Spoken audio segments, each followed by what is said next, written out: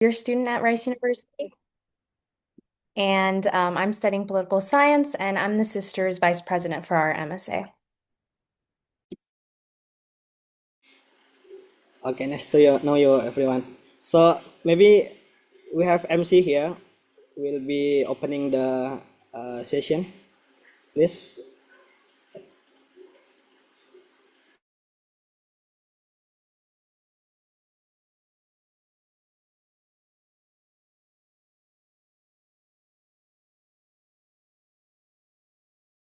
Sorry, could you ask the question one more time? So we have MC in here. Mm-hmm. Said, are you there? Yeah, please open your mic. Yes, Okay. I'm here. Okay, please say. Okay. Distinguished guests, honorable speakers, respected lecturer, and dear participants. Assalamualaikum warahmatullahi wabarakatuh. Waalaikumsalam warahmatullahi wabarakatuh. Waalaikumsalam warahmatullahi wabarakatuh. Alhamdulillahi rabbil alamin, wassalatu wassalamu ala asyrafil anbiya'i wal mursalin, wa ala alihi wa sahbihi ajma'in. Rabbi srah li sadri wa yassir li amri wahlul 'uqdatam min lisani yafqahu qawlu. Amma ba'd. A very good morning to everyone. Also, a very good evening to our guest speaker in American time. It is a great honor and privilege to welcome you all to Global Talk Series 1, a meaningful academic forum where ideas transcend borders and knowledge becomes a bridge connecting diverse experiences. Today, we are not only gathering to discuss language and academic success, but also to reflect on how identity, faith, and intellectual pursuit can harmoniously coexist in the global academic landscape. On behalf of the organizing committee of Podium MD, Faculty of Da'wah and Communication, Win Sultan Sharif Kasim Riau, I would like to extend our warmest welcome to all participants, both those present in this Zoom today. We truly hope this session will inspire, empower, and enrich our perspective. Without further ado, let's begin our agenda. To begin this blessed event, let's open our gathering by reciting Basmalah together. Bismillahirrahmanirrahim. To bring serenity and blessing into our gathering, we will now listen to our recitation of the Holy Quran. We would like to invite Brother Faikul Halil to deliver the tilawah. To our brother, please.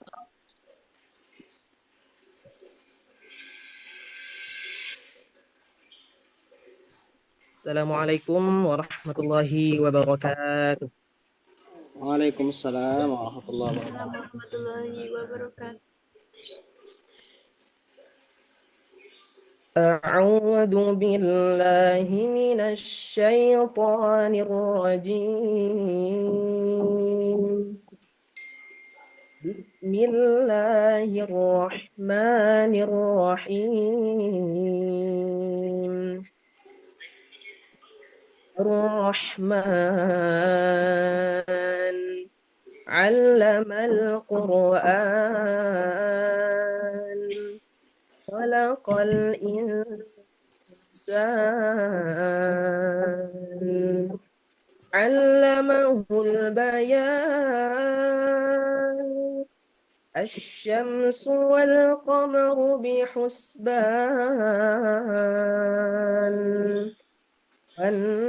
النجم والشجر يسجدان والسماء رفعها ووضع الميزان ألا تطغوا في الميزان وأقيموا الوزن بالقسط ولا تخسروا الميزان والأرض وضعها للأنام فيها فاكهة والنخل ذات الأكمام والحب ذو العصف والريحان فبأي آلاء ربكما تكذبان صدق الله العظيم السلام عليكم ورحمة الله وبركاته Waalaikumsalam. Waalaikumsalam warahmatullahi wabarakatuh. Jazakumullahu khairan for the beautiful recitation. May the verses we have heard illuminate our hearts and guide our steps. Ladies and gentlemen, we now proceed to the welcoming speech from our respected advisor of Podium MD. Please welcome Mr. Alan Juhri, SAG MA. The time is yours. Okay, thank you very much. Before I start, can everyone open the camera, please? So, yeah, I hope my voice is clear enough.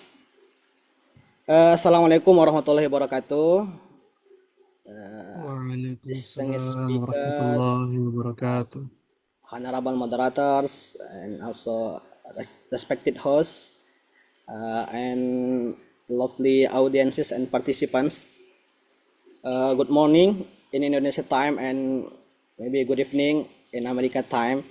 So it is a great honor and pleasure for me to welcome you all in this global talk series organized by Podium MD, Faculty of Dakwah, State Islamic University, Sultan Syarif Kasim Riau in Indonesia.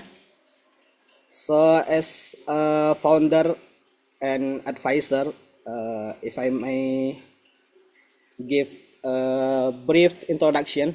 So Podium is a kind of little community for the students to grow together, to learn together, to improve skill together. So yeah, something like that. So in this opportunity, before anything else, so let me express my appreciation, especially to my friend, my former classmate when I was student at master degree at Triple IU, Indonesian International University at Indonesia. Mr. Muhammad Nasir, how are you, bro? Did you already miss Indonesia? Like the food, maybe nasi goreng, bakso. Oh yeah. Okay, actually, Brother Nasir, the one who has played significant role in this bridging in this collaboration. So I think without his connection, without his initiative and effort, this event would not have been possible. So I really appreciate Mr. Nasir. And also I hope this will not be the last collaboration for us. We can maybe continue to keep in touch and also strengthen our connection, and maybe we can share knowledge each other for academic and intellectual development in the future maybe. And also to all our respected speakers, there are Brother Firas here and also Brother Afolabi and Sister Naila Murshid. Thank you for coming. Thank you, and grateful to know you and see you here. We are truly grateful for your willingness. We know that you are in busy time. Nasir said you are in in the midst of examination, right? So I really appreciate you. You still take your time for us to be here with us, to sharing your insight and your experience to us. So yeah, really appreciate for you. Thank you very much. And also to the participants, to my lovely students here. Yeah, I hope this discussion will inspire you to become more confident and more people. And I hope you don't hesitate to ask the question, maybe give a response or whatever. So you can, I hope you can practice your English with a native speaker here.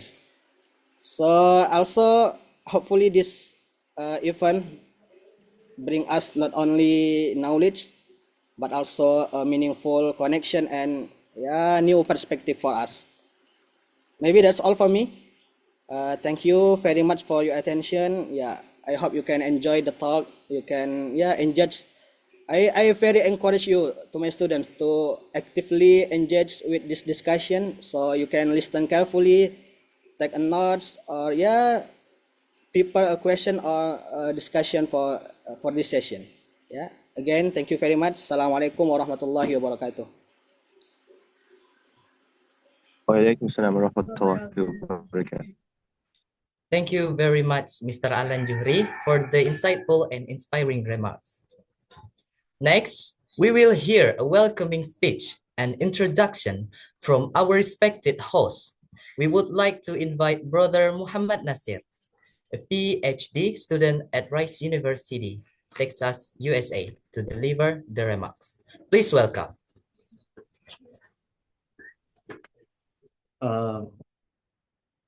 Assalamualaikum warahmatullahi wabarakatuh. Waalaikumsalam warahmatullahi wabarakatuh. Bismillah wassalatu wassalamu al-atamman al-akmalani ala rasulillah wa ala alihi wa sahbihi wa man wala. Selamat siang. Selamat siang. Selamat siang, Mustafa. Apa kabar? Bagaimana, sihat? Alhamdulillah. All right. I'm so glad that my Indonesian is still good. That's good. First of all, thank you so much, Alan Juhri, my former classmates, one of the first persons who welcomed me with their wide open arms to Indonesia when I arrived in 2022. And I'm so glad that, we still keep in touch. So a few days ago when Alan Juhri reached out to me that, bro, you should give talk to my student to kind of motivate them and advise them on how to, scale through the secular academia. I was like, you know what? I know some incredibly bright students here at Rice, even though I've known them for a very little time, but I so much believe that they are the perfect example, of student like you to emulate, people like someone like Firoz, someone like Afolabi and Nela Murshid. I so much believe that they are a perfect example for you guys to emulate. So without further delay, I'm here also as a listener. I'm here to learn from them, how they manage to, be doing good in this kind of Western secular academia, without compromising their faith, their religiosity, and their manners and mannerism. So today I'm so glad to learn from them also, because this whole new transition is also new for me, from in Nigeria to Indonesia and to USA. So inshallah, I'm also a listener like you, and if I have a question for them, I'm definitely going to throw out my question to them later. So inshallah, I'll just give the platform for them to share their insights, and their advice, motivations, inspirations, whatever they have for us in store. I look forward to listening to their talk, inshallah. Back to you, Mr. Host.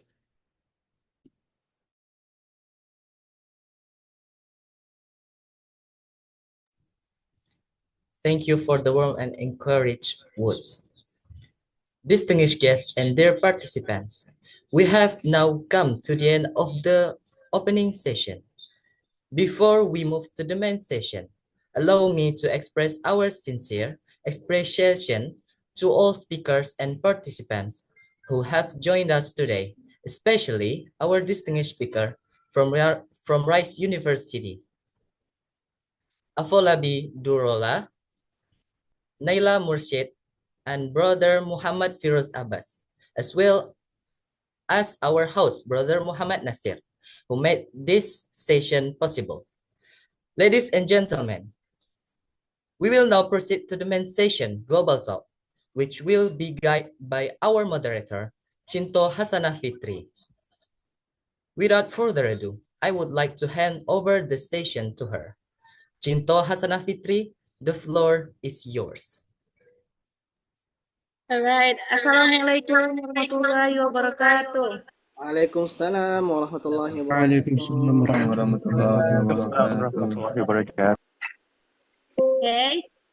Welcome to Global Talk Series 1, Mastering English, Embracing Success, Insight from Muslim Students in Global Academia. Since we are connecting across the globe, I would like to say good morning for our friends here from Indonesia, and also very good evening for our speakers from Rice University, Houston. It is very appreciated truly for you guys for taking a late time at night for sharing your insight with us. Before we dive into the session, let me introduce you about Podium, Pojok Dialektika Mahasiswa Manajemen Dakwah. It is a forum discussion for design, especially for students, for explore their skills, their potential, and also for sharpen their skills and to grow together, which is this place for us to learn, think, and involve as one community. All right, I am Cinta Hasanah Fitri, a student of Management Dakwah. Today will be moderator to lead our session today. Before that, I would like to joined by an incredible lineup of students from Rice University, Houston, Texas, USA. First, our host for the session, Mr. Muhammad Nasir. And for our distinguished speaker, Brother Afolabi Durodola, Sister Naila Murshid, and Brother Firoz Abbas. Assalamualaikum, sister and brother. How do you feel today? Waalaikumsalam. We're so excited to have you guys. I just want to say on behalf of all the speakers, Jazakallah khair for your kind words. It's really like a pleasure for us to be here. Inshallah, you guys all benefit from us, and we're looking forward to see what we talk about. Inshallah, inshallah. Okay. Before we start our session today, I would like to remind for you guys for who will share your insight for us. I will give you maybe a time for share your insight, a lot of 15 or 20 minutes each of you from Brother Afolabi, also Sister Naila, and Brother Firoz. And then after that, for our participants, I have one request, small request for you guys. For those who wish to ask one question, please state your name and mention which speaker your question is addressed to. Okay, guys? Okay, without further ado, let's get started. Start from Brother Afolabi. To Brother Afolabi, time is yours. Okay, hi. Can you guys hear? Assalamu alaikum. Waalaikumsalam. Very clear, bro. Can you guys hear me properly? Sorry, I think my internet might it's not very be. clear, very clear, Yeah, bro. we can hear you clearly here. Okay. Well, it would be much easier to talk if I had like some questions, but I'll try my best. And then maybe inshallah at the end, I'll give you guys some time to ask some questions. So maybe I'll talk for maybe 12 to 15, maybe 12 to 13 minutes, and I'll give a few minutes at the end for short. Or is there going to be another time for a Q&A? Just curious, like a question.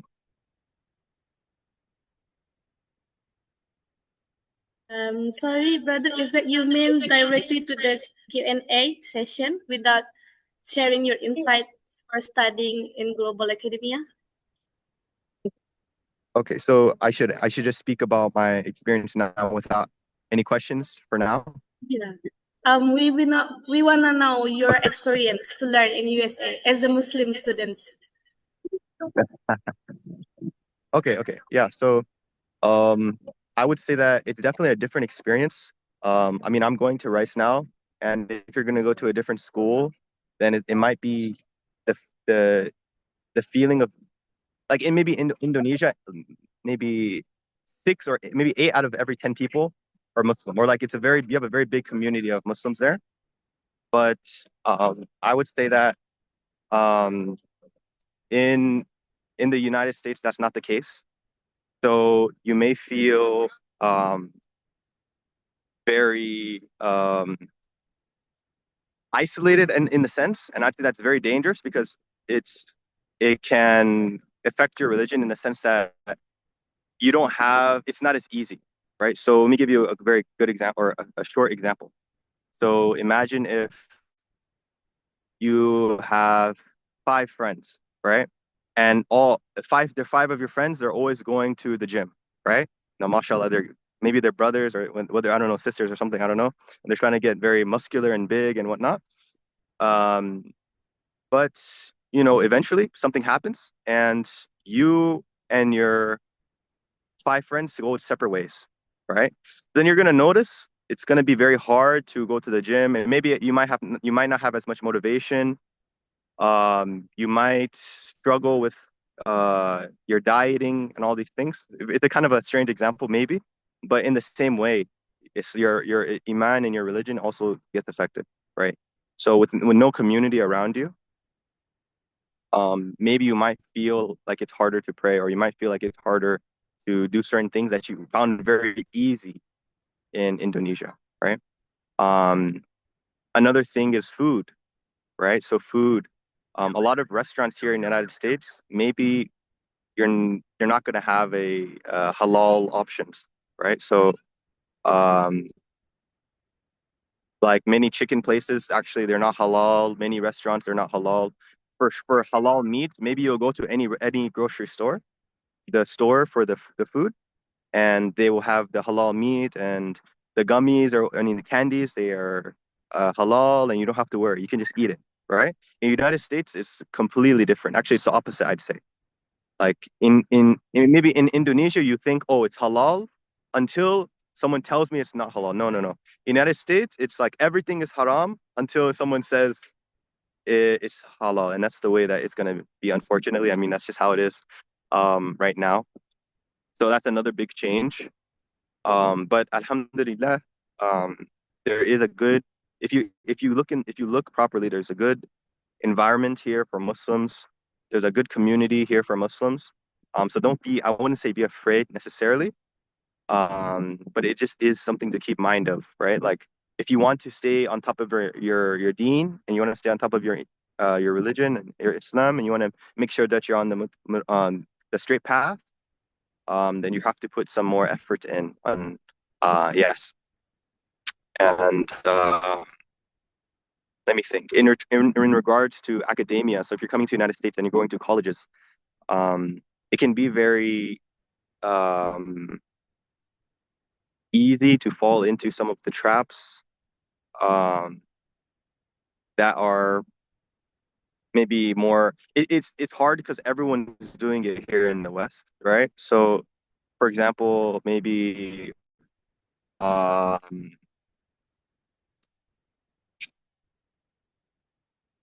well, I'll skip examples, but just for the sake of time, but many things that maybe are everyone's doing around you, um, it can maybe be hard to adjust properly. But I think, inshallah, you guys will be fine if you do come to the United States. But it's just something to keep mind of, right? You have to put some more effort in to make sure that you're maintaining your religion and maintaining your deen. Because I don't like talking broadly. I don't really like talking like it's kind of I'm talking in the air. I feel like, and I'm gonna try to give you guys more specific examples to my life. Um, Specifically in Houston, um, there's a large necessity for uh, having like a car or having some type of transportation. That's just because of the way that Houston is built. So if you want to go to the mosque, like maybe in Indonesia, you'll see a mosque I'm not sure how it is in Indonesia, so I'm just speaking randomly, but maybe in Indonesia, there's a mosque every 10 minutes or something like this. I don't know, right? In the United States, it's like it's not like that at all. I'd say maybe every mosque is like 30 minutes or something away from each other. So it can be very difficult to find a space to practice and go to the Jummah prayers or go to the mosque often, right? So one of the very good advices I got from one of my mentors actually at Rice, and he's actually a Muslim, very good Muslim. He's from Egypt. He told me that, this is something he did, but he didn't think about it. So he picked the best school for him. So he kind of just picked whatever school, and he didn't think about like, oh, like where am I gonna live? Or like he picked Rice, and he didn't pick where he was gonna live around in the area, right? And that made it very hard for him to go to the mosque. So I would say I highly recommend while you're picking your college or while you're picking your university to study at, if you're going to the US, also take note of the mosques and the resources for Muslims that you have around the area because it'll be very helpful to you in the long run, right? Um, Another thing is um, maybe discrimination. Um, I personally haven't experienced that much discrimination, but obviously, like I'm a man, so I'm not a Muslim woman, and I don't wear the hijab, obviously, right? So um, I'm not as familiar, but maybe Naila can talk about that a little bit. But as far as I know, as long as you're not going to very like I guess uh I would say like places. No, I'm not going to say it doesn't exist, discrimination and these things, right? Um, but I will say that it's definitely not. I personally haven't experienced like severe, like racism or discrimination because of my faith. Um, and trying to think of anything else. Hmm.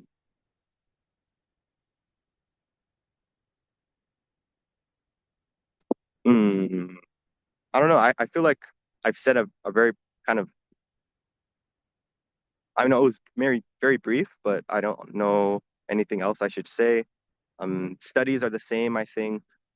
Um, oh yeah. For in regards to studies, right? Maybe maybe in Indonesia there's a system in place that you're able to have space for prayers, right? So when it's Fajr time, you pray Fajr. When it's Dhuhr time, you pray your Dhuhr prayer and all these things.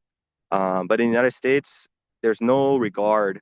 There's no like there's no regard for that. So because most people are not Muslim, right? I think Muslims are like, you have to correct me if I'm wrong, but I think less than 2% or something of the population in the United States, right? So that's pretty crazy, right? So maybe your classes will be over the Dhuhr time. So maybe like it's Friday, right? And you have to go pray Jama'ah. You have to go to pray the Jama'ah prayer or whatnot.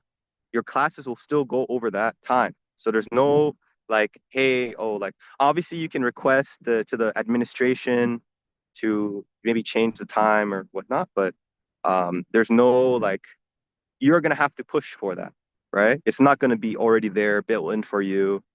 Um, so yes.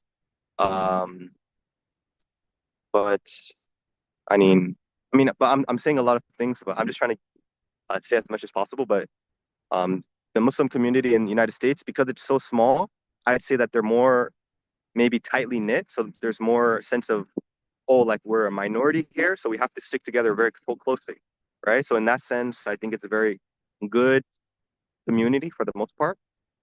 Um, um,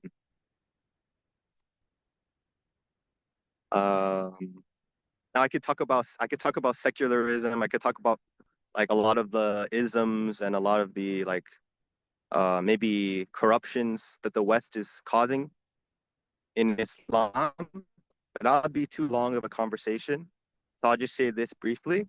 I will say that I think if you keep Islam first and everything, then you won't you'll be fine. I think that's the easiest way to put it. Um, but yeah, I don't know if my time. How much time do I have left on the? Is that 50, was that 50 minutes or? And I wish I could answer questions because I feel like this would be it's very one sided now. But I wish I could answer any questions you guys had or as well. Yeah. And you can always contact us afterwards as well. Send us an email or anything if you don't feel comfortable asking questions in the publicly, right? So yeah. All right. Thank you, brother, for your insight for us. A little story about how us actually as a Muslim student here. As like what you said, yeah, we can find a lot of mosque here, so we can pray if it's azan and it's zuhur time, we can directly pray. Maybe it's kind of different with United States because we are in Indonesia is Yeah. Muslim majority population, right, in the world. That's why we can find another halal food and also mosque for our pray. But yeah, thank you so much for your insight. Maybe like you got your discrimination there, but yeah, I know that how you feel the discrimination by the minority of Muslim in United States, but seeing you still keeping strong and learn in United States and giving your insight for us, it's really meaningful for us. Thank you for your insight. Maybe we will next for the second speakers. Thank you, Brother Flabi. Maybe we will next for the Q&A session. We'll hear from Sister Naila Murshid. Assalamualaikum, Sister. Alaikum salam. Can you guys hear me correctly? Yeah, Alhamdulillah, we Yeah. can Okay, hear you okay. guys. Yeah, Okay, can you share alhamdulillah. your experience, Sister, about Yeah, being Muslimah in global? yeah. Sorry, I'm getting a little bit of an echo. If you don't mind muting. Okay. Jazakallah khair. So I think Afalabi touched a little on aspects of discrimination, and obviously holding firm onto your deen. But I actually have like a little different perspective, especially being hijabi.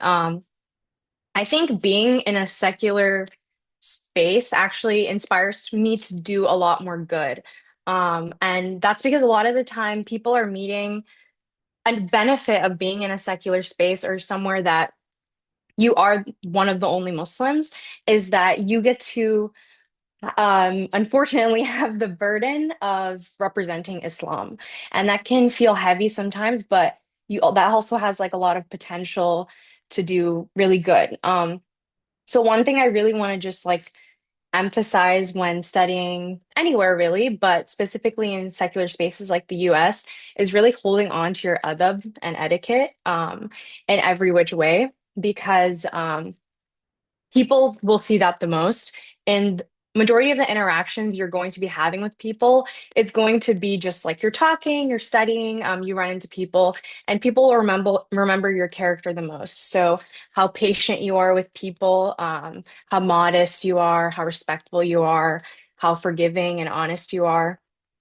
And I think being like a hijabi specifically, being able to exhibit all those characteristics, I think, can also combat discrimination and all those bad things that people can think about Islam. And a lot of the time, it's not necessarily completely their fault.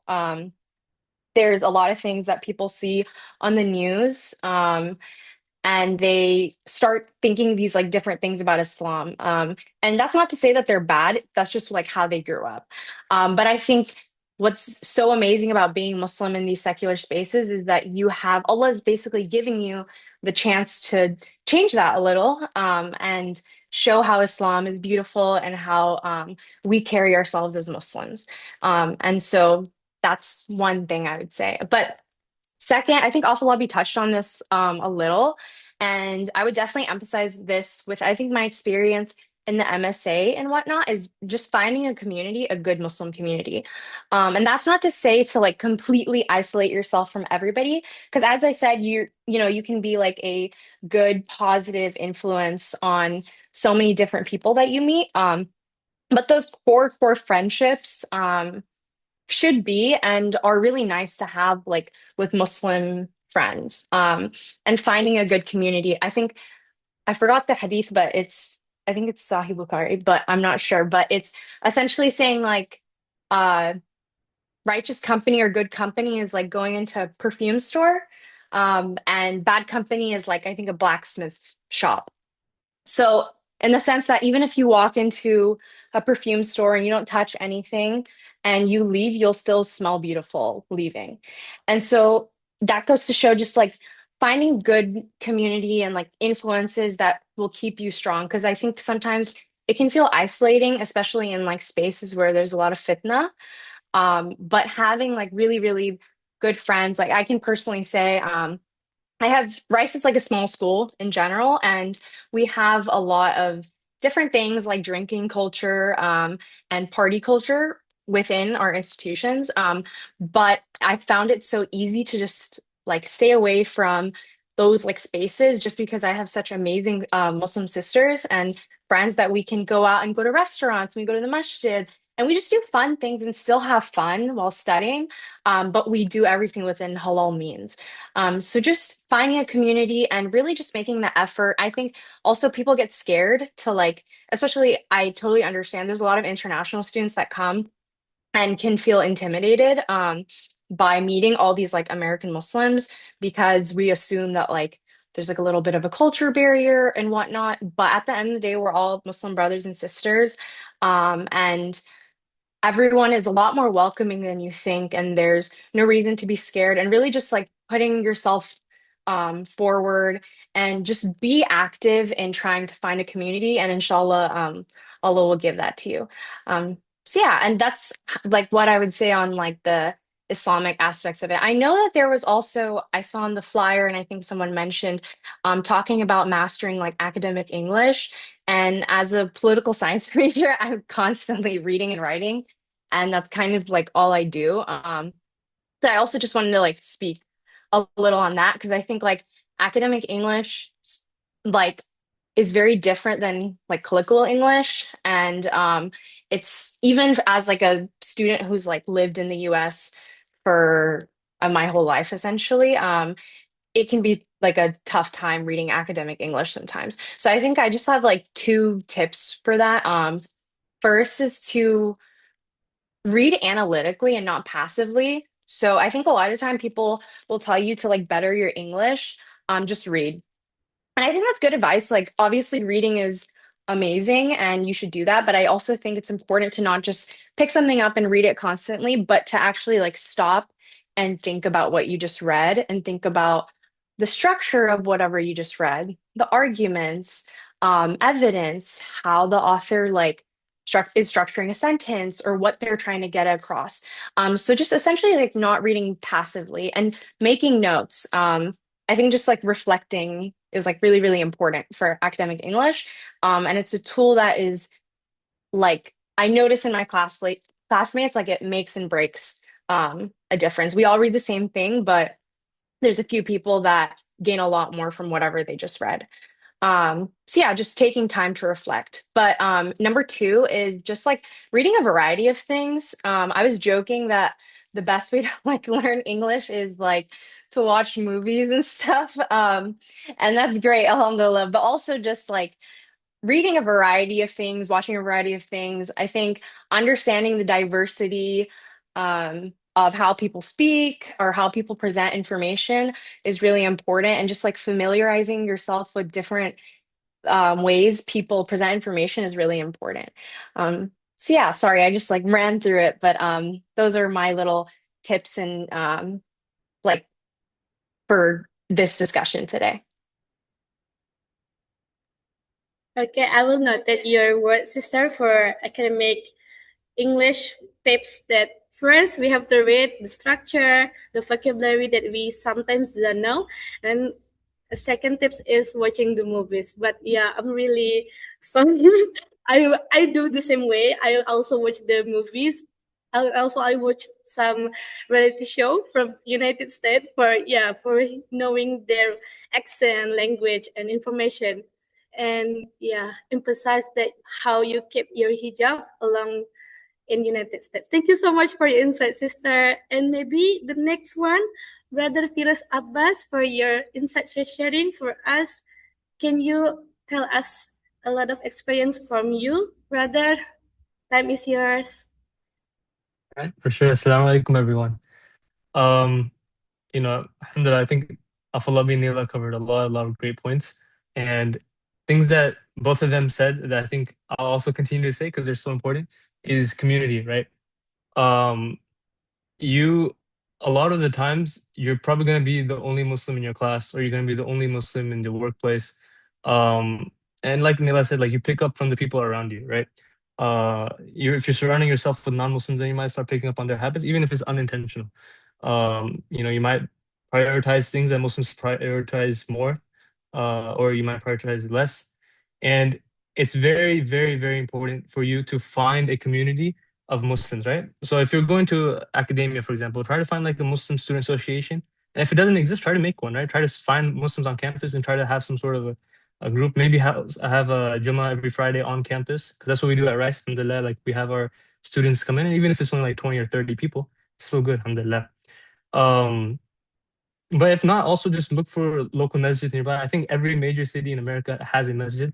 And so you can definitely find a masjid, and it's the best thing you can do, I think, for yourself and also for your family, if you ever intend to, inshallah, stay in America, is try to keep your family in the masjid. um just being around Muslims, like, alhamdulillah, I don't know why it happened, but just the effect is very visible. You can tell people who've been growing up near masjids versus people who, grow up in schools versus like people who are not that connected, right? So again, community is a very, very important aspect of maintaining your Islamic culture. I think one point I did want to kind of shine some light on was that um, people in America really don't know what Islam is. Like their understanding of Islam is so different from what Islam truly is.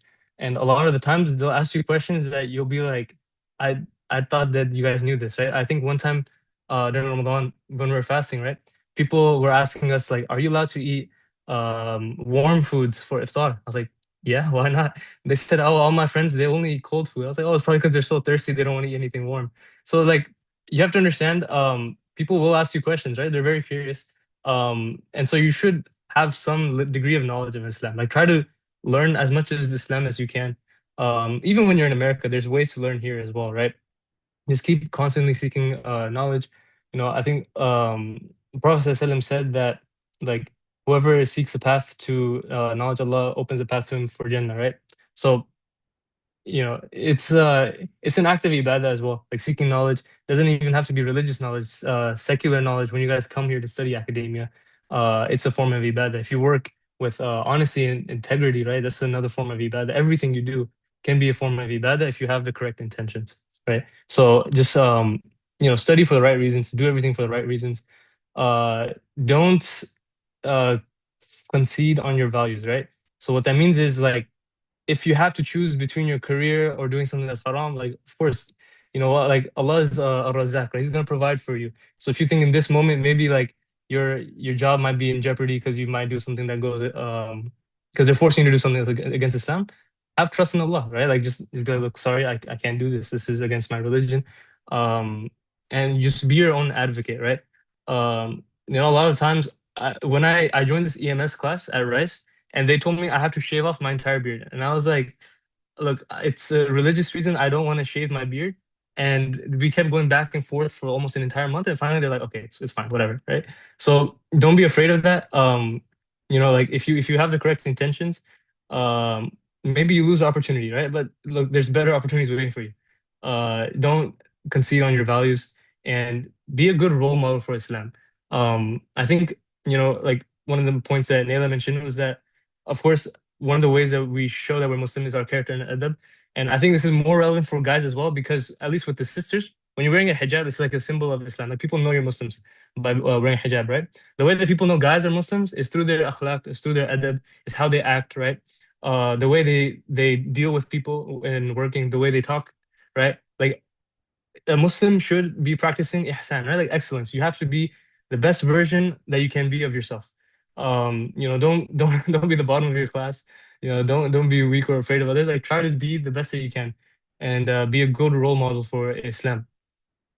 Um, and I know that a lot of you guys, inshallah, may Allah facilitate a way for you guys to move to a country like America where you can have a better financial future for your children. Like my parents were the same way. They're from Pakistan, but they moved to America, and alhamdulillah, like they provided this opportunity for me to be studying here as well. And so may Allah facilitate that route for you guys. I think an important thing is when you're raising like a family again in America, you want to think about like the community. Houston, alhamdulillah, Houston is the city where Rice University is. It's a pretty large city. I think it's the fourth largest in America, and it has a lot of resources for Muslims. There's a lot of Muslims in Houston. So, I think there's also a good amount of Indonesian population as well. There's a masjid nearby. I forget the name, but there's mostly Indonesian people who go there. So you can find a community anywhere you go, and it's important to stay with that community. Like just learning Islam from those people will benefit you much more than just being with people who are not Muslim. But at the same time, of course, you will have coworkers, you will have people you do research with who are not Muslims. With them, be a role model for them, right? And be an advocate for yourself. So this is what I would like to talk about on that. And when it comes to mastering English, it's a necessity, unfortunately, right? Like you have to know, if you want like to advance your career and whatnot, practicing English will help you so much. So inshallah, may Allah facilitate for you guys. Um, and I will admit, like, even for someone like me who's been born and raised here in America, my first language is basically English. Sometimes it's very, very difficult to read like academic literature. It's very different from conversational English, right? Like the English we're having right now is kind of like the way I talk with my friends. We understand each other pretty well, but when I'm reading literature, I have to like read a couple times and try to understand what's going on. The techniques that Naila mentioned were very useful, like trying to like chunk things together and trying to summarize what you've read. But at the end of the day, it all just comes down to practice. Like the more you read English, the more you surround yourself with English and try to understand English, the better you'll get at it. Just prioritize it, right? And like just keep working on it, right? Keep working small things. Keep reading. Reading helps so much. Speaking helps. Writing and all these forms of expressing language helps. um look up words that you don't know. What I used to do when I was younger was, if I'm reading a book and there's a word that came up, I just put it on the side, I wrote it down, and then after like a few pages or something, I would go back and like look at this list and search up what all these words means, because I didn't know what they meant. I try to use context clues or whatnot too, and this helps you understand, because now you know a word in a specific context, right? Not instead of just memorizing random list of words, you understand how this word is used, like how people use it in literature. um and just like also the structure of a paper, for example, they're usually divided into paragraphs, and each paragraph has like a topic sentence, right? If you read the topic sentence, you'll know what the paragraph is about. So try to like chunk things together and try to understand things that way. um and yeah, just to reiterate, like, comes to Islam, have trust in Allah. Don't fold on your values. Be strong in your religion. You will be surrounded by people who are not even that they're Christians, they're just not even religious, right? A lot of people, they're just, it's a culture for them. It's not an identity the same way it is for us Muslims, right? We believe we have the truth, and that there's no other better option out there available, right? But for other people, like, sometimes, like, you can see what happened in Europe, like this rise of secularism, it came because Christianity wasn't filling the roles that they needed it to. So, uh, you know, be strong in your beliefs, and if people ask you about your questions, be able to at least understand where they're coming from. Sometimes, people might ask you a question that you don't have the answer to, and that's okay. Like, even for like um like the most religious students on campus, you could say, like, even they struggle with answering questions because they don't know the answer. They're not like scholars or anything, right? But what you can do is don't let that just bounce around your head and create doubts and all these things. No, you should seek out a knowledge, right? You should seek out from some shuyukh. Maybe you can contact overseas, or even in locally there's people who can answer your question. And then, you can just ask him and be like, is this right? Is this how it's supposed to be? What's the answer to this type of question? And you resolve it with yourself, and maybe talk back to the person and be like, look, this is what he told me, and this is, or what she told me, and this is my answer to that question. So yeah, that's what I have, alhamdulillah.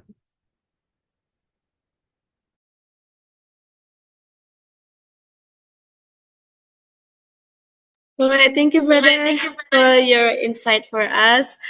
The key of mastering English is read, right, brother? Even you are English, have lived in United States, but you still learn how to learn English by the books. Okay, thank you so much for your insight, Maybe thank you so much for Brother Afolabi, Sister Naila, and also Brother Firoz for your insight for us.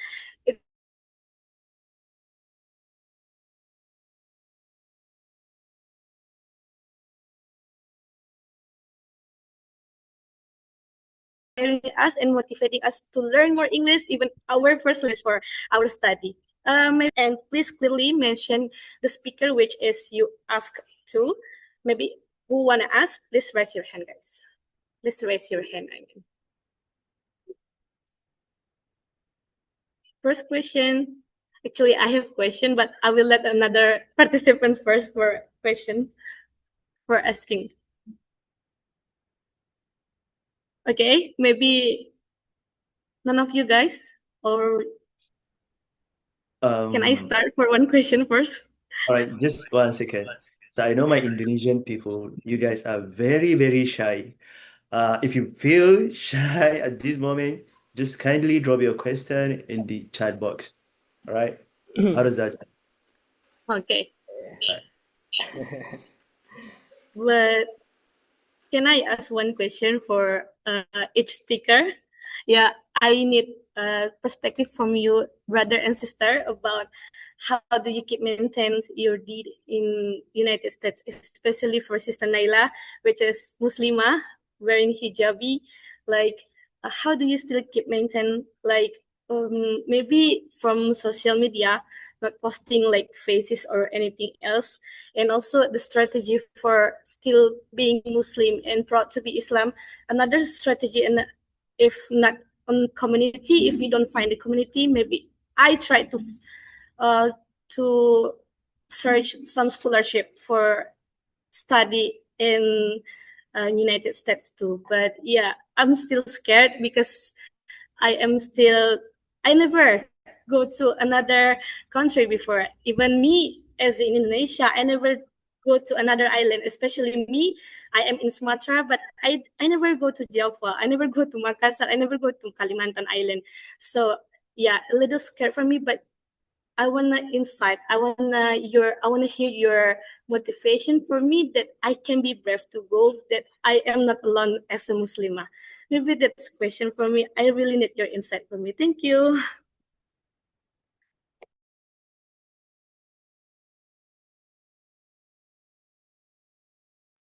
Maybe Yeah. you can start from any one of you. Maybe Sister Naila or Brother Firas or Brother Apalabi. Yeah, Thank I was you. gonna, yeah, I'll let them answer the other parts of your question, but I think you mentioned talking about correct me if I'm wrong, like social media and hijab and maintaining like modesty. So I think a big part of that is just constantly reminding myself why I wear the hijab. And I think especially in the West, you're surrounded by so many women that don't wear the hijab, and that's very different than I'm sure in Indonesia. You walk around and there's so many hijabis. But I think even like living in the West, it's like sometimes I'm like your perception of beauty can change and what is beautiful and what is not. But constantly reminding yourself that any deed to Allah and like pleasing Allah is beauty in itself.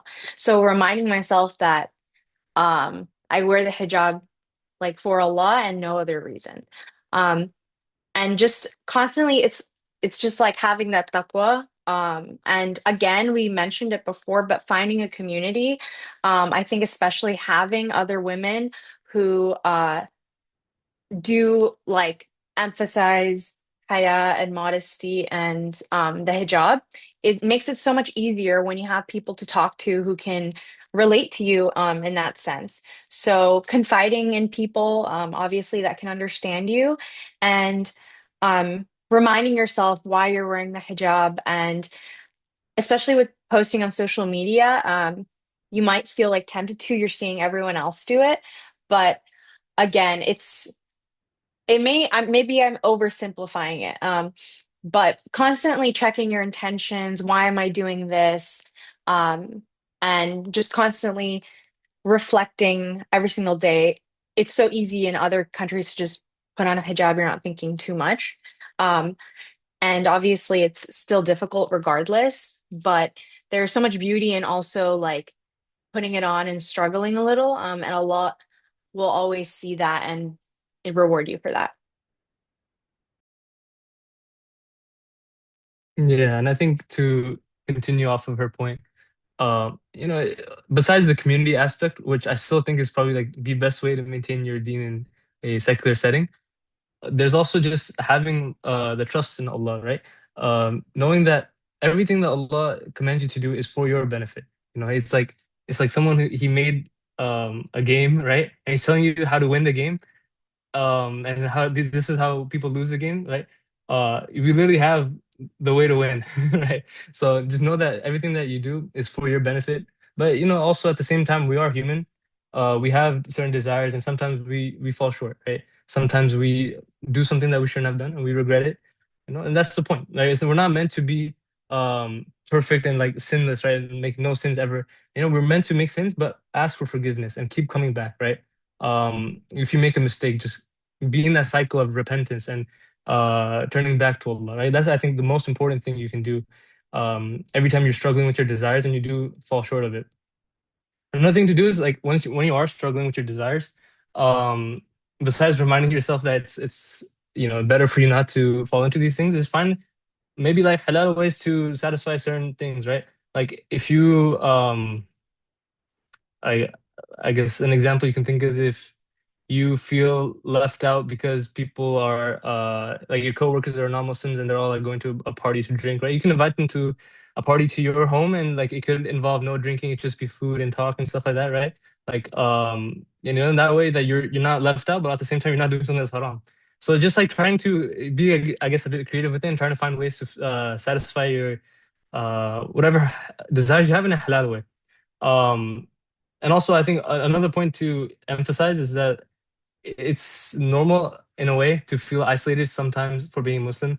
I think there's a hadith where the Prophet ﷺ said that Islam began as something strange and it will revert to being strange as it began. So glad tidings to the strangers, right? When Islam started, you know, before all of Mecca became Muslim, like it was a small group of people and they had to do it in secret and they couldn't tell anyone, otherwise they would have gone persecuted.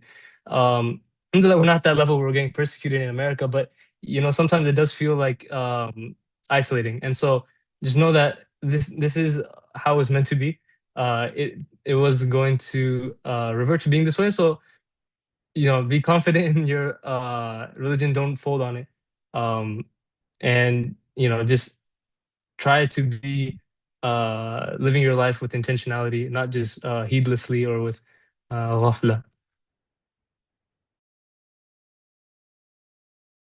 Yes, I also agree with both what Naila and Muhammad said. I particularly I think I emphasize the importance of community and also on what Naila said about making like understanding that it's something can be hard, but then you will be rewarded more for that, inshallah, right? So for me in particular, I think something really important is it's very, I mean, it's one of the fundamentals of Islam, but I think it's very powerful and uh, very effective. And I would just say that it's making constant dhikr, right? And also making sure to do their evening and morning atkar. Um, also maintaining your prayer. Just if anything, just maintain your prayer, and inshallah, everything will also will come into place. Like kind of like a puzzle piece, right? But um, yeah.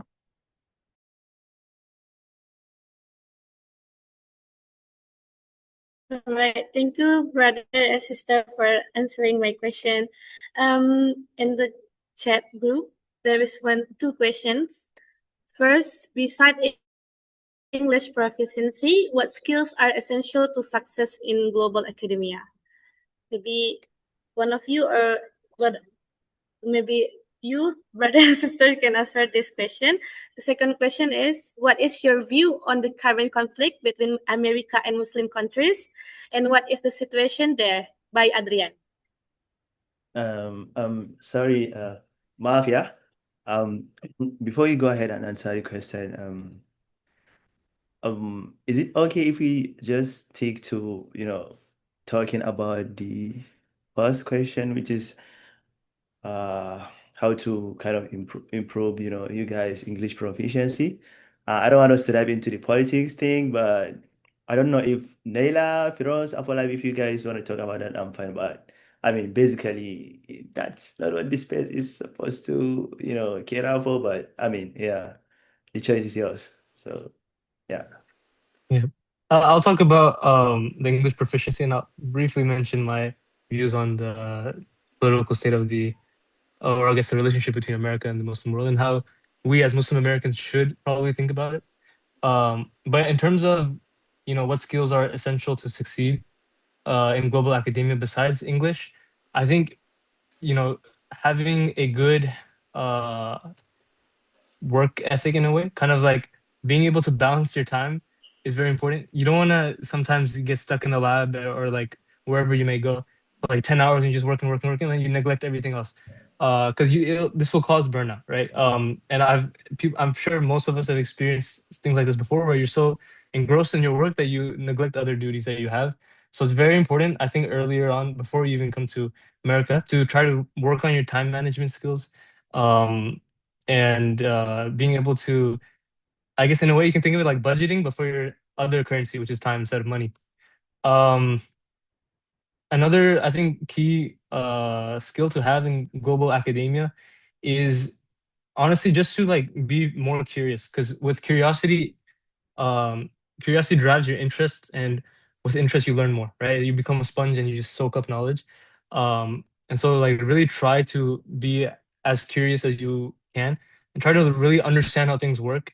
um, don't just like get a surface level understanding and just move on. Like try to break down the very small details of what you do, because then you won't be stuck in a cycle of like just, I guess, in not understanding how things work. And I'll give you an example.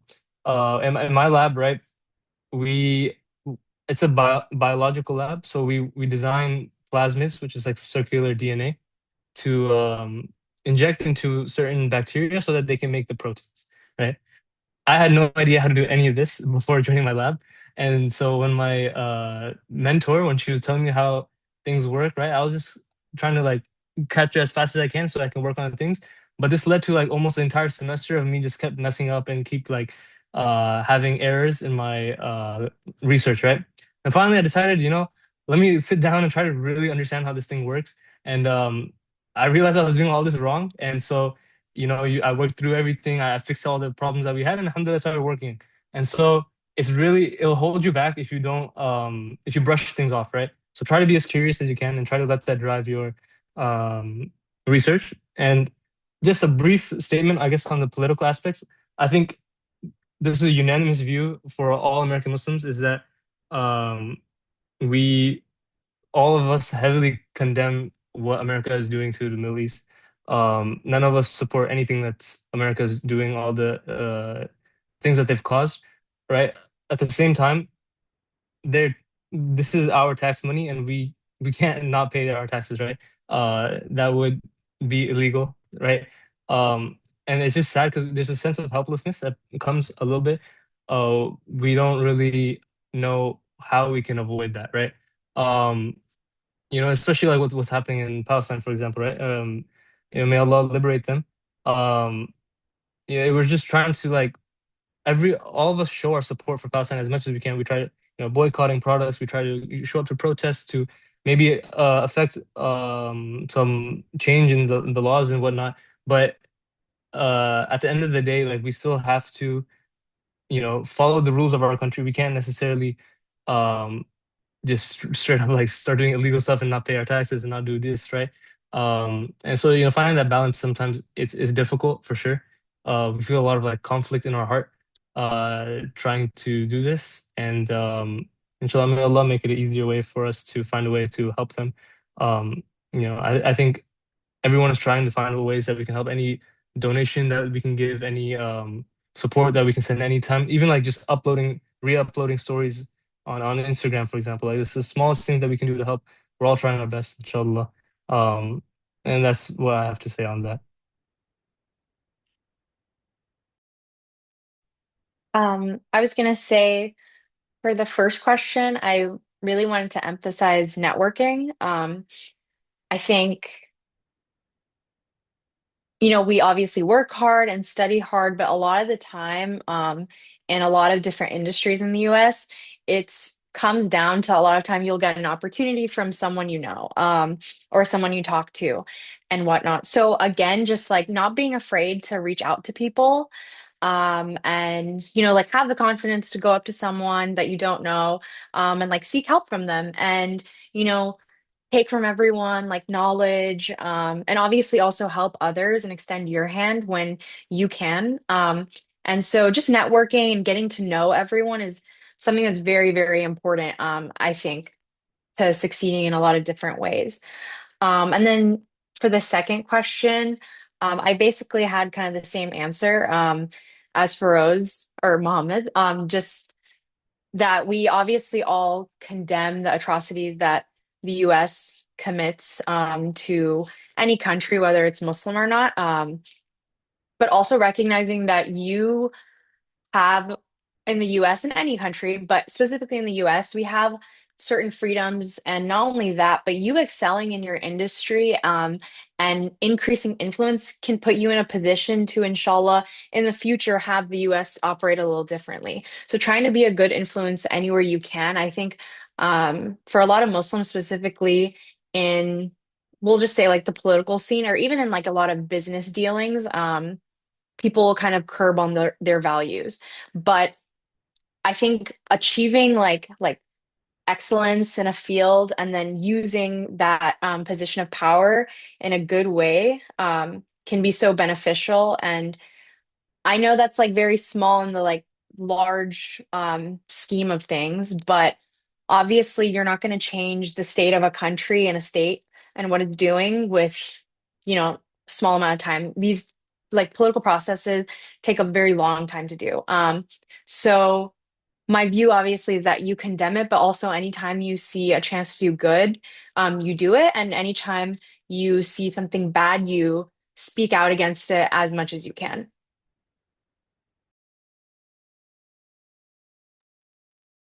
Yeah, thank you, Nathan. Thank you, Rose, as well.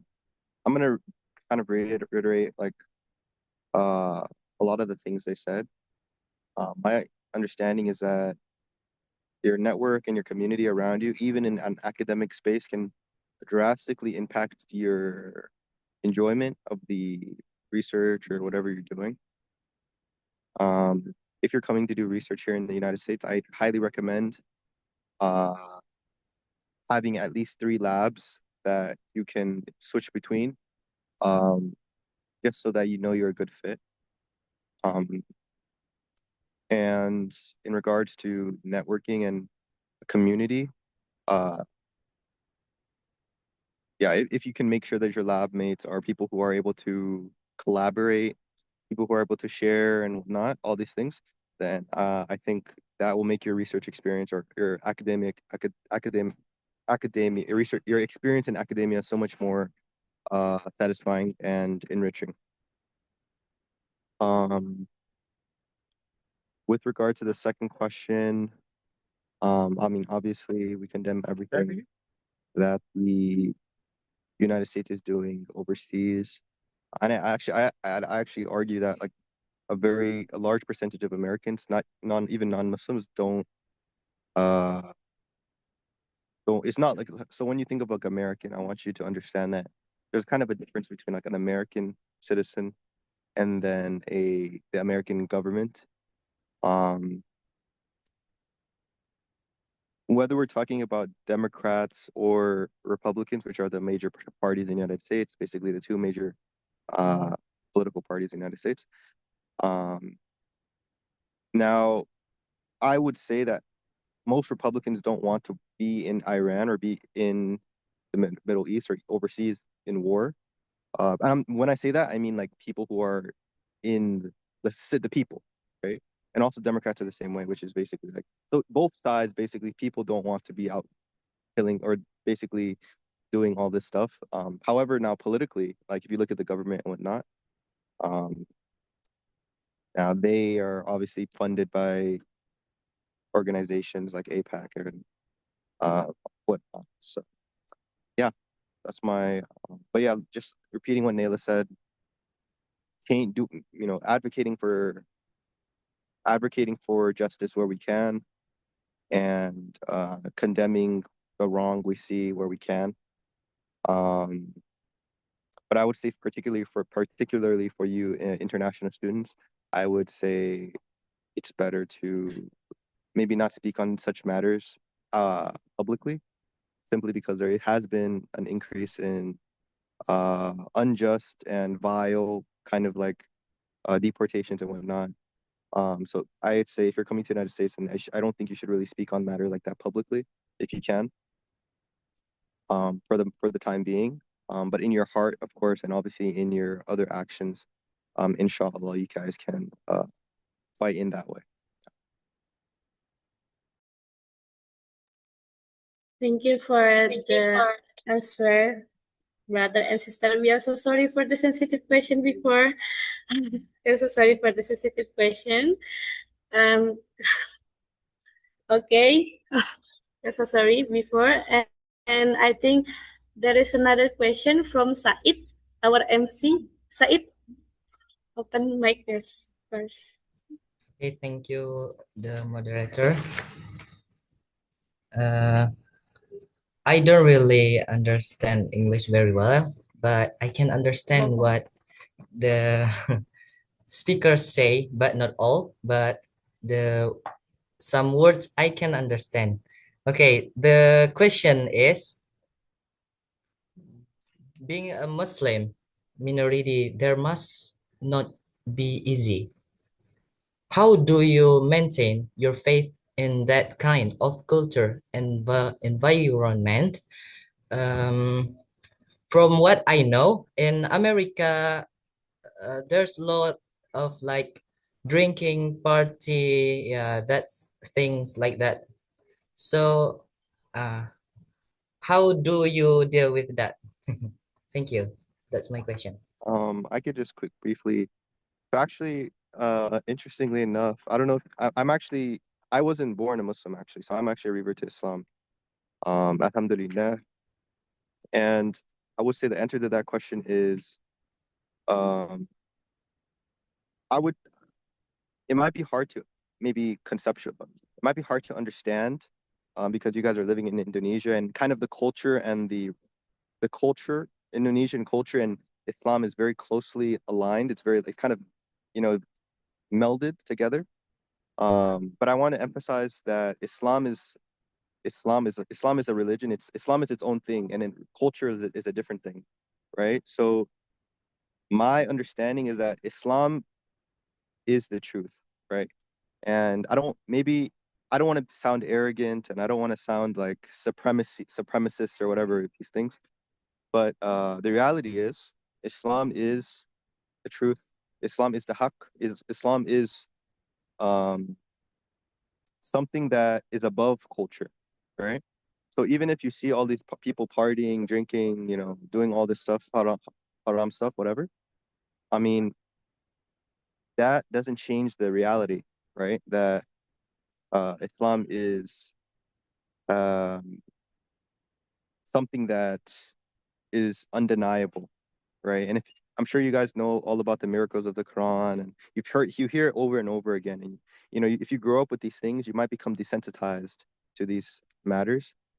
Or what I mean by that is like you might just get tired of hearing them. You're like, oh yeah, yeah, yeah, I heard. Like you hear something like, oh, the linguistic miracle of the Quran. What does that mean? Okay. Or you hear about the scientific miracles of the Quran, and you're just like, oh yeah, yeah, I heard about that. Da, da. But I want to emphasize like the power of those things, right?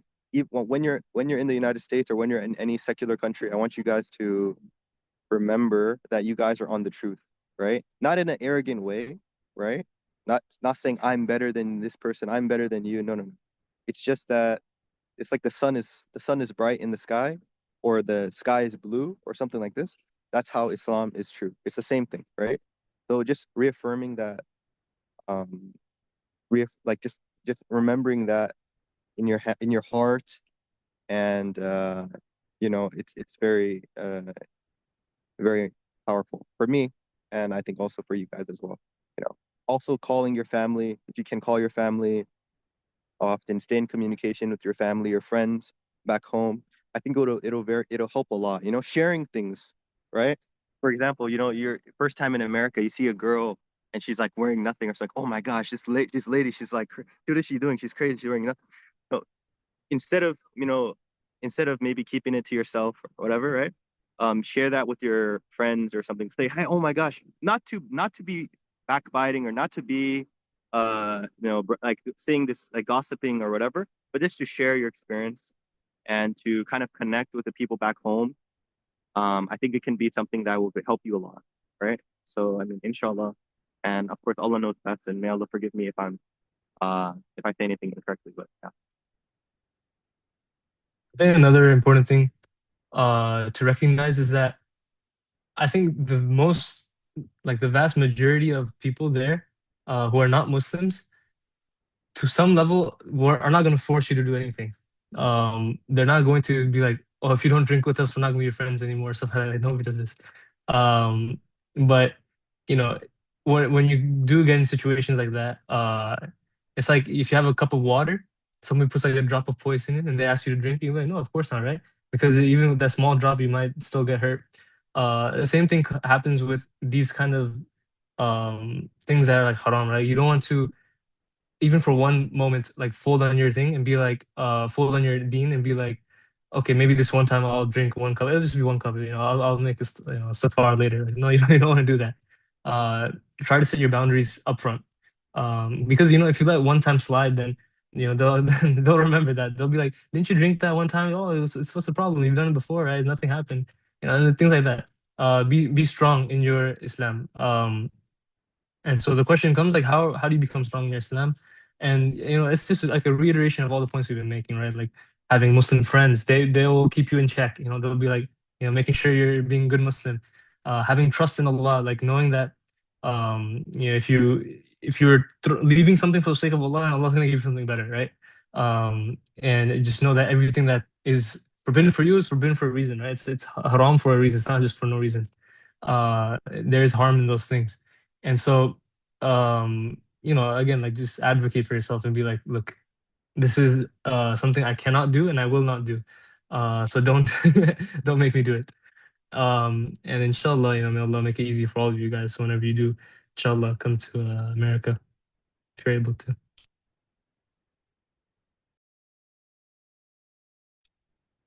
Yeah, I was gonna say the same thing, just setting boundaries. Don't be like a yes man, you say yes to everything. Learn it's okay to say no to certain things. Again, no one's gonna force you to do anything. Um, even like things like if you're like, oh, like this person's not gonna think I'm cool anymore. It's okay, I promise. Just learn to say no to things and just, you know, we're like students and we're young. So a lot of people can get lost in the like mindset of like, okay, well, I'm in college, I'm in this space, like I won't be here again. But like don't let that deter you from, the reality that Allah can take us at any time He pleases. And so don't ever be in a situation that, or in a place or with people, or just in a situation that you wouldn't want to leave this world from. Try to surround yourself in good spaces with good people. Um, thank you for the applause. And yeah, just always just remind yourself of that, that I am going somewhere that is pleasing to Allah. If He took me right now, then it would be okay.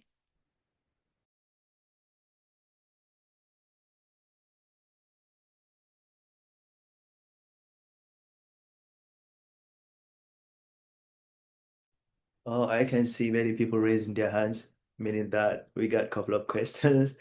But yeah, inshallah, just to be mindful of time, we're gonna wrap it up around 6 minutes later. Yeah, it's already late here, so yeah.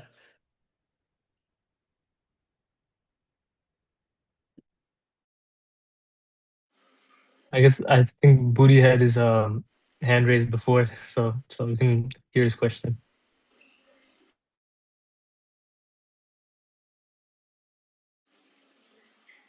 Please The one who name is Budi. Please give your question. Okay, thank you.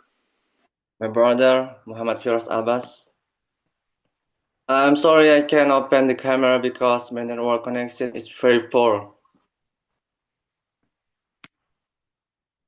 Can you hear my voice, guys? Yes, Yeah, alhamdulillah. very clear. Let me introduce my first. Let me introduce myself. My name is Trefan. I have a question for my brother and sister. Based on your experience at Rice University, how the Muslim student engage in global Islamic discussions? Okay, thank you. So your question is, how do Muslim students engage in global Islamic discussions? Yeah, at Rice University. Yeah, so um, I guess in that sense, a lot of things that do happen in a campus like Rice, for example, is where there's people who are from a lot of different faiths. And so sometimes we have these events called like interfaith dialogues, right? And so some students can come up and we can represent Islam to the non-Muslims. Um, and we can like have a speaker come in and talk about Islam and try to clarify misconceptions that people have and try to find like a unity between a lot of other religions like Christianity and Judaism. They're like Ahlul Kitab, right? They have a lot of similarities with Islam, and there's more similarities than differences if you really look at it. And so like letting people know about this is a good form of dawah. And in general, I think what students do very well in America is dawah. I think any major university you go to that has like a Muslim presence will have some sort of dawah table set up. I know there's a University of Houston, which is a few minutes away, and they do it every week almost, where they're talking to other students about Islam. They're trying to tell them like, what do you know about Islam? Like, let me clarify your misconceptions. And so in that sense, I think students are very good advocates for Islam, and they try to explain it in a way that people understand without sugarcoating things, like being very real, letting people know like this is how it is, whether you like it or not, right? If you don't like the idea, hijab is still mandatory, right?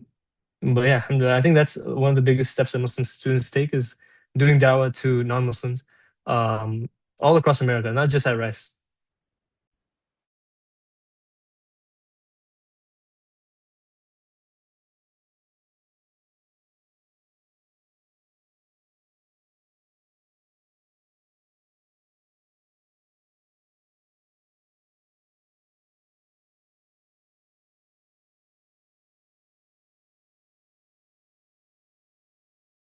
I was gonna say, I think he pretty much answered it. I know there's like a short amount of time, so we can just like answer maybe one more question if Yoga Risky wants to ask it. Yeah, maybe a short question. Yeah. Before I introduce myself, my name is Yoga Rizky Andrea. I have a question for my sister and brother. Maybe someone people in Texas from Indonesian student of Indonesian at Rice University. What do you think that people perform English academic, not just for talking, but maybe uh, can discussion, building argument, not just talking, not just traveling at Texas, but make to do about Texas. Thank you.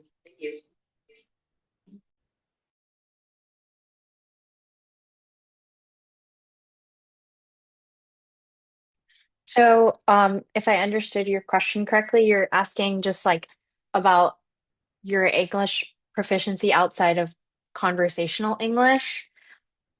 And I think the biggest thing for that really is just reading. I think obviously speaking is important, like you said, but reading, I think, unlocks different parts of your brain. I think Mohammed can tell you about that. He's a neuroscience major. So, but it's really that, and it's just practice.